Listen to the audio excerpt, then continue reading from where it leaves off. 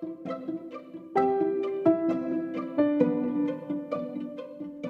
Corinthians chapters 9 and 10. Now concerning the ministering to the saints, it is superfluous for me to write to you, for I know your willingness, about which I boast to you to the Macedonians, that Achaia was ready a year ago, and your zeal has stirred up the majority. Yet I have sent the brethren, lest our boasting of you should be in vain in this respect, that as I said, you may be ready. Lest if some Macedonians come with me and find you unprepared, we, not to mention you, should be ashamed of this confident boasting. Therefore, I thought it necessary to exhort the brethren to go to you ahead of time, and prepare your generous gift beforehand, which you had previously promised, that it may be ready as a matter of generosity, and not as a grudging obligation. But this I say, he who sows sparingly will also reap sparingly, and he who sows bountifully will also reap bountifully. So let each one give as he purposes in his heart, not grudgingly or of necessity, for God loves a cheerful giver. And God is able to make all grace abound toward you, that you also, having all sufficiency in all things, may have an abundance for every good work. As it is written, He has dispersed abroad. He has given to the poor. His righteousness endures forever.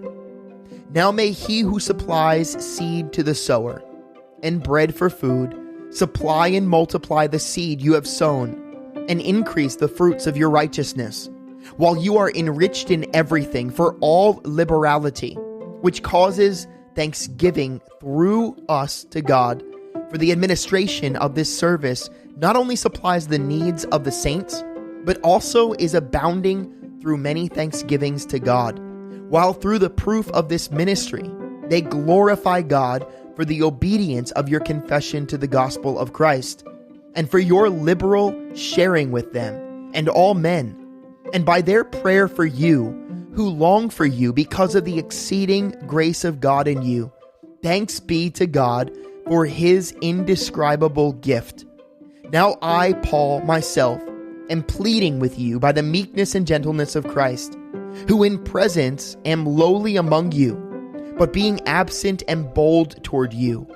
But I beg you that when I am present, I may not be bold with that confidence by which I intend to be bold against some, who think of us as if we walked according to the flesh.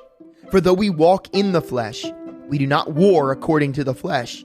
For the weapons of our warfare are not carnal, but mighty in God for pulling down strongholds, casting down arguments and every high thing that exalts itself against the knowledge of God, bringing every thought into captivity to the obedience of Christ, and being ready to punish all disobedience when your obedience is fulfilled. Do you look at things according to the outward appearance? If anyone is convinced in himself that he is Christ's, let him again consider this in himself, that just as he is Christ's, even so we are Christ's. For even if I should boast somewhat more about our authority, which the Lord gave us for edification, and not for your destruction, I shall not be ashamed, lest I seem to terrify you by letters. For his letters, they say, are weighty and powerful, but his bodily presence is weak, and his speech contemptible. Let such a person consider this, that what we are in word by letters, when we are absent, such we will also be in deed when we are present. For we dare not class ourselves or compare ourselves with those who commend themselves, but they, measuring themselves by themselves, and comparing themselves among themselves, are not wise. We, however, will not boast beyond measure, but within the limits of the sphere of God, which appointed us, a sphere which especially includes you. For we are not overextending ourselves as though our authority did not extend to you.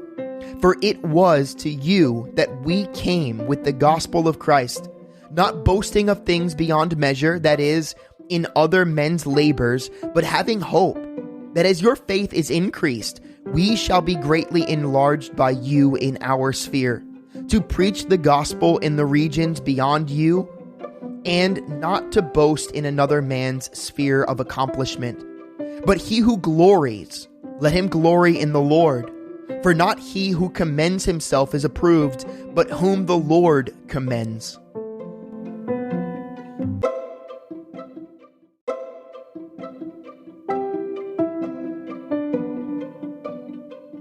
Psalm chapter 3.